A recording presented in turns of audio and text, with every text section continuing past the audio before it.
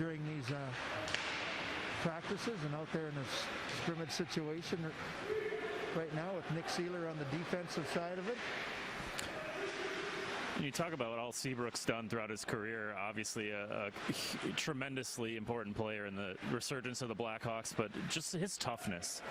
It seems like he battles through anything. He's got 3 surgeries to come back from here. How much of a warrior is he, and the kind of guy that you want on your team? Well, it was a tough decision for Brent at the point of the season when he did, that he just didn't feel that he could beat Brent Seabrook, and so he needed to have some surgeries done. He did them. He's worked extremely hard to put himself in this position where he can join this training camp, and that's a real good thing, and I think that's a strong testament to the character of Brent Seabrook, what he means to this group of guys. And for him, if he can get into the lineup in the series against the Edmonton Oilers, that experience, that size, that grit, and obviously the leadership in the room is something that is so important when you are considering Brent Seabrook. I know it's been a little while since you were wearing this sweater and playing meaningful playoff hockey games, winning Selke trophies. But 40 years ago, I was drafted. 40 years ago. You look great for that. Can you put yourself in the shoes or skates of these players getting such a long break and then coming back in to jump right into basically playing for the Stanley Cup right away? No, it's unprecedented to be off for this amount of time and then jump right into a playoff scenario. None of these players have gone through it, I don't think. I've never been in a position to see this happen. Hopefully we don't see it happen again. But for everybody, you're on the same page because nobody's gone through this, whether the Oilers or the Blackhawks are going to play in that play-in series. The players are going to adjust to this. And who adjusts to it quicker? I mean, which guys come back in better shape? I watched Duncan Keith out there, and he looks like he can play 30, 35 minutes a game, and he's probably going to have to come close to that. But I think when you're a player, you do the best you can to prepare the same way. You know that the intensity level is going to be extremely high to start, and the stakes are going to be high right off the bat. You're going to play one preseason exhibition game and then get right into the games that count, and you can't afford to kind of wade into a series. You can't test the water. You've got to be ready to go right off the start because the best of 5 series can end quickly. Do you think this can benefit a guy like Kirby Dach, who jumped into the league right away and did great things, but to get that extra time as an 18, 19-year-old kid to work out or to even just continue his development off the ice? In a lot of ways, it's good. And Kirby, was up in Edmonton and in the Edmonton area, and he was skating because the rinks up there have had a little bit of a different schedule than the rinks here in the United States. So he's been on the ice quite a bit.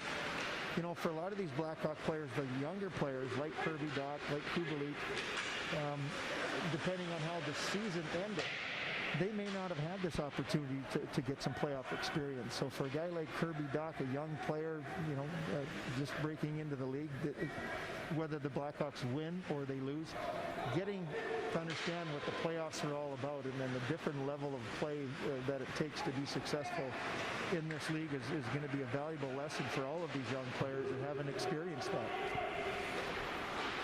I think it's easy for us or fans to look at, well, we got Edmonton coming up, obviously not until August 1st, but can you look back at what happened 4 or 5 months ago when these teams played, or given the uniqueness of this, do you just kind of turn the page? Well, you can look back and you can say that the Blackhawks won 2 out of their 3 games, so that's a plus. You know that you performed well. You will look at some of the tendencies that happened in those games, but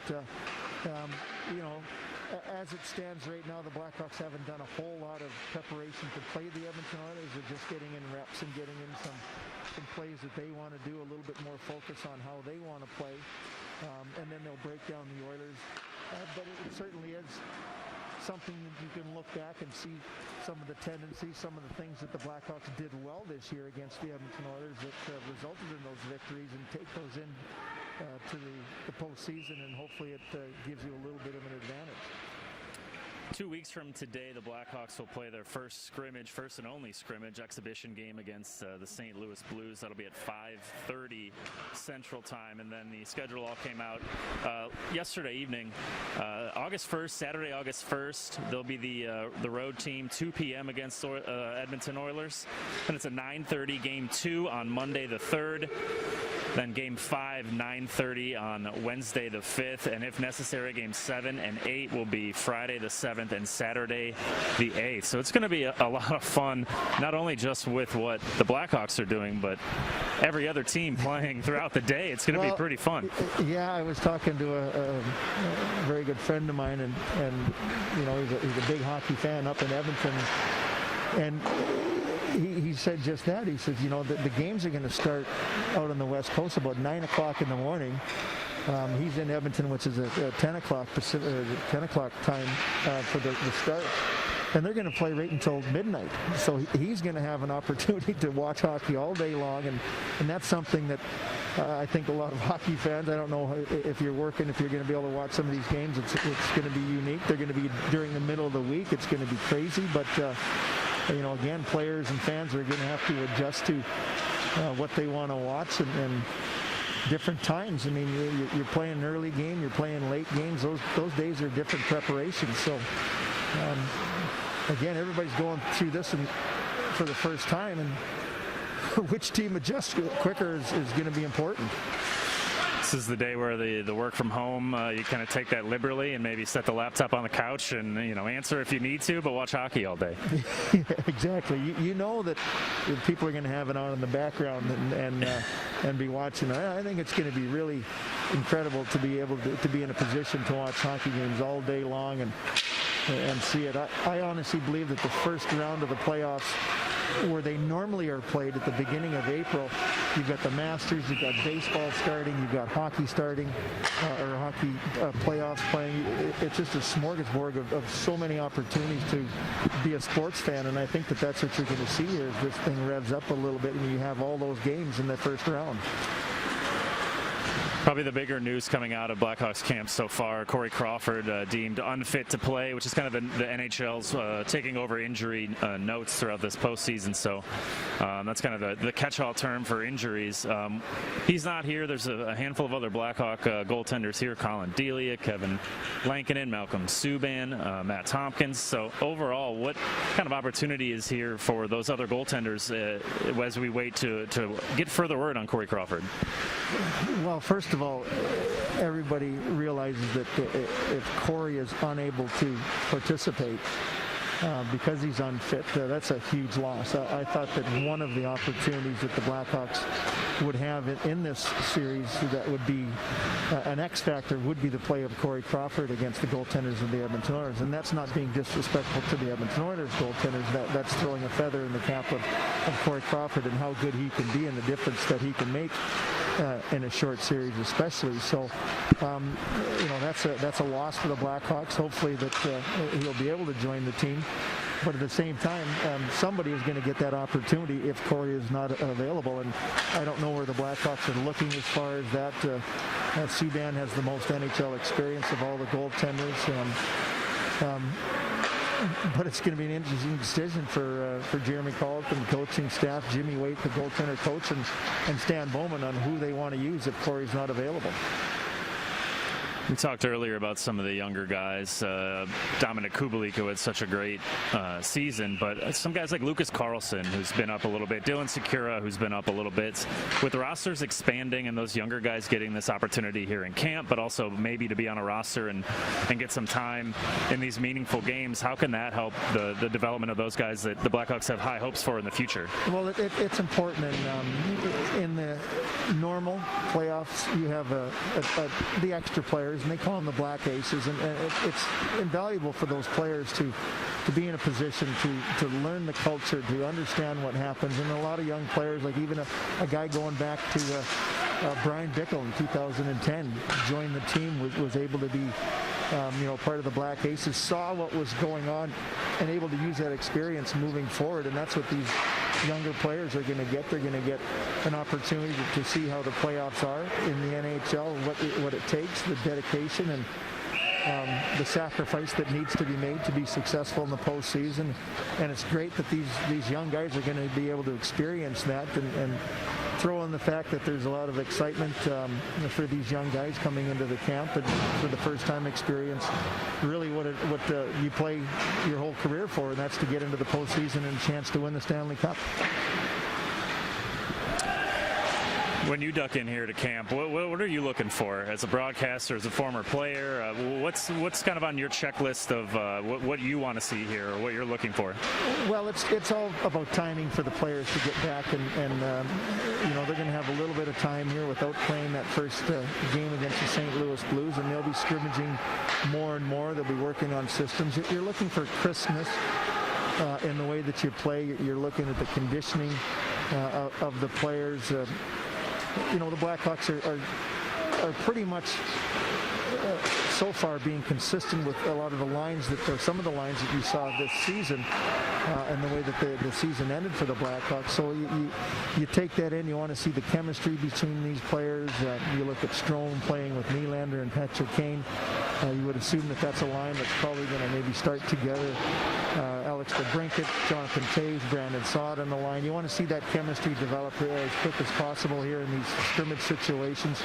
And again, for a guy like Carlson, who's out on the ice playing defense right now with Brent Seabrook, he's got an opportunity to play against some of the best players in the world on the Blackhawks, and playing with a veteran partner like Brent Seabrook, and that can only help him in his future.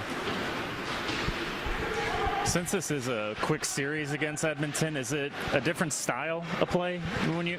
It's not a different style, but it's just you got to get right into it. A lot of times, if you're playing the best of 7 and you start on the road, the series is never over until you have that opportunity to play your home games and say, okay, we just have to win one game.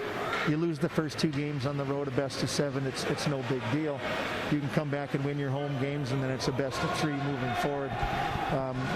To win a best of 7 series. This happens real quickly, and for the Blackhawks and the Oilers, if they're not prepared to play the right way, you can be done in 5 days, and your playoffs are over. So that's what you're hoping to avoid. You want to make sure that you're prepared the right way, and really step into a best of 5 series right off the bat. As we say, there's no testing the waters in a best of 5 series. You got to jump right into it. Nice snipe there from Dylan Strome. Patrick Kane forced a little turnover there in the corner, threw it to Strome and roofed one. It's a talented line out there. And for Nylander, if this is where he's going to be playing, this is a great opportunity for him. I mean, you want to get into the postseason. You want to play for a chance to win the Stanley Cup. And for Dylan Strome, important for him to get these games under his belt and perform well. This is going to be a very important line for the Blackhawks in this series. Obviously, you look at the top 2 lines of the Edmonton Oilers, if they switch up McDavid and Leon Draisaitl as they did when they're very successful towards the end of the regular season when it was being played, you're going to need a couple big lines for the Blackhawks to step up, and Dylan Strome's going to be in a position where he's going to have to play some big minutes against some key players on the Oilers team. Besides McDavid and Draisaitl, and maybe besides the power play success that Edmonton has, what steps stands out about the Oilers as a whole? Well, first of all, I think that Dave Tippett is an excellent coach, and when you have the ability to throw out players like McDavid and Draisaitl, and you play them on different lines, you're going to get a lot of big minutes from your key players. But they added, I think Ken Holland, the new general manager there, did an excellent job this season of adding a lot of depth and a lot of speed. They picked up Tyler Ennis. He's a veteran player. James Neal had a great start to this season. Chase on Athanasiou is a wicked fast player that they picked up from the Red Wings. They've done some really nice things, and they've got some players that have played NHL minutes more so than in the past, where a lot of the Oilers teams were trying to fit in a lot of the younger players that were high draft picks, and it just didn't seem to work out. I think the balance in Edmonton is a lot better, and especially when they have the top-end players like McDavid and Draisaitl leading the way, then those players that are the second-tier type of players just have to do their jobs in support of the key players that are going to be the big factors in the series. Just saw another goal there from the black team in this scrimmage. Kirby Dach basically taking that coast to coast, but getting the puck to the front of the net. We talked a little bit about him earlier already, but how he was able to jump in and play so well in his first season. How excited are you for what the future holds for him?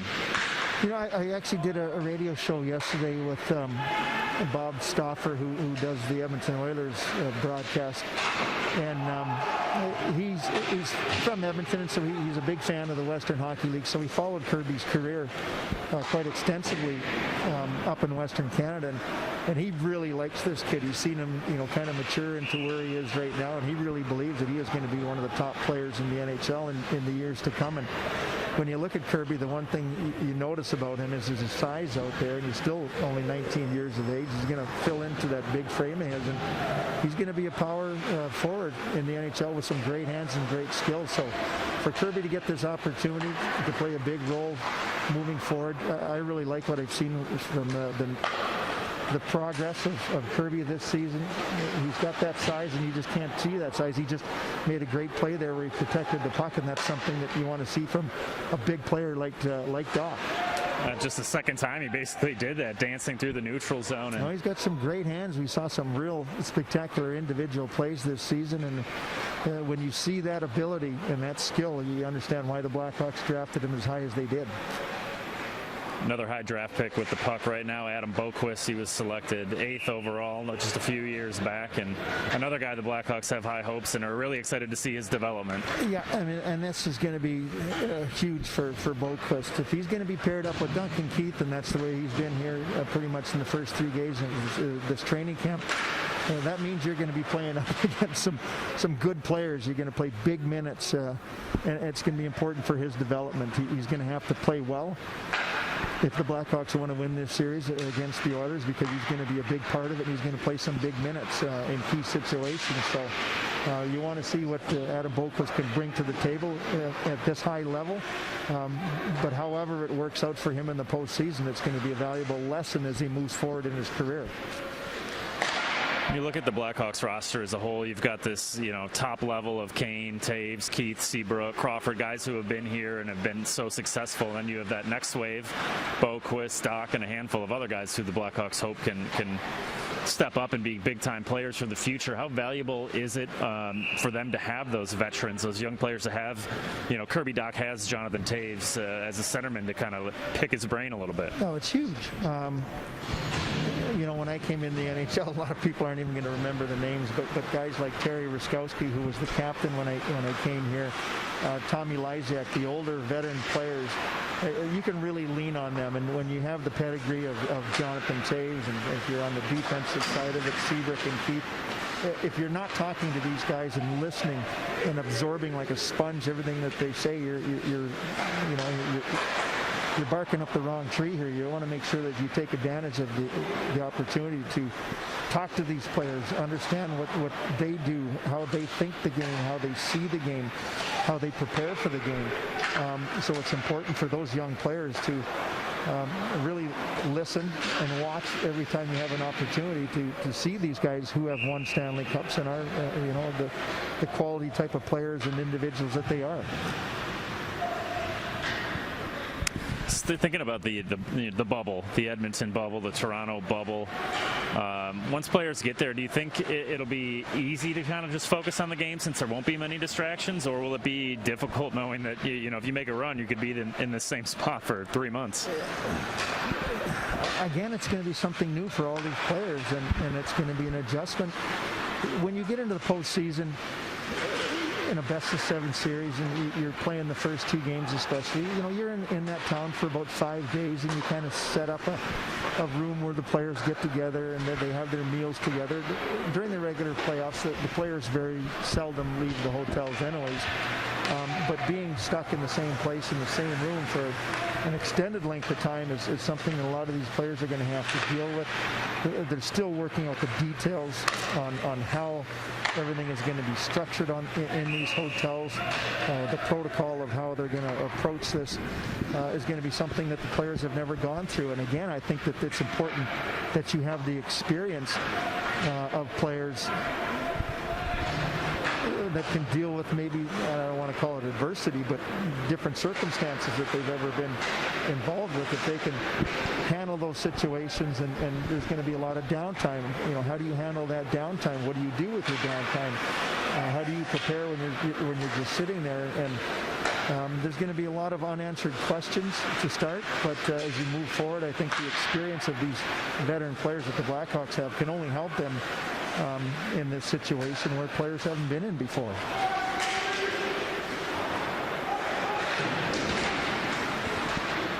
I know I've been grilling you with questions and you've been focused on your answers, maybe not watching out here so much, but anything jump out from you from what you've seen?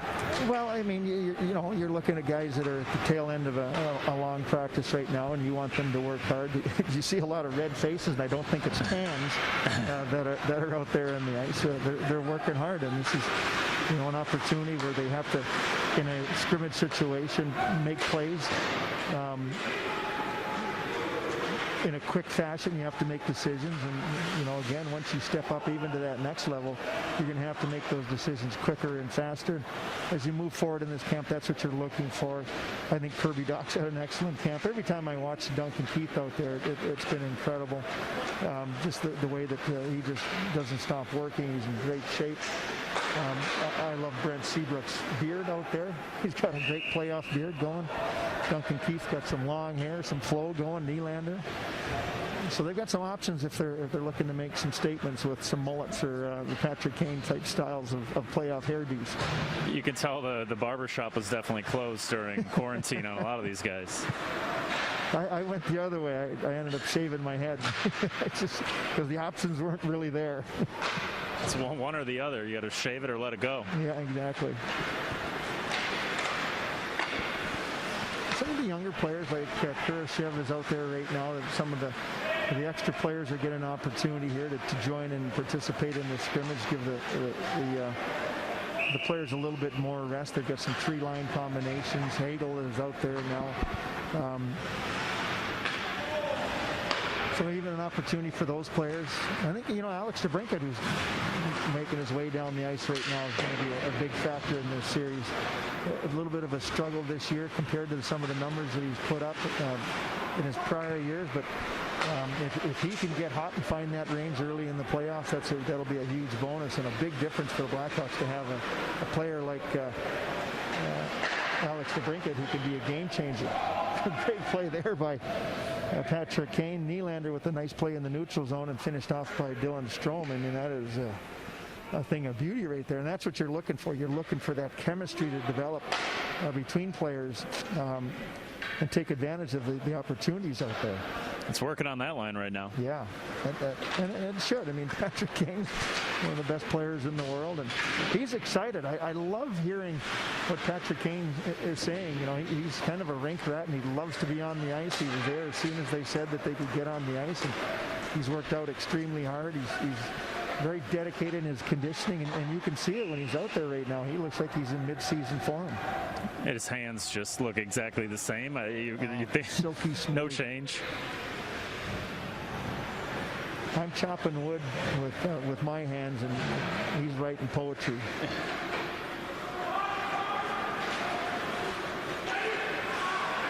I'm excited to see what Kubalik can do here, just knowing how important he was during the regular season, stepping in with whatever expectations he had, I'm not sure, but to do what he did, and just excited to see what he can do when we get picked back up here.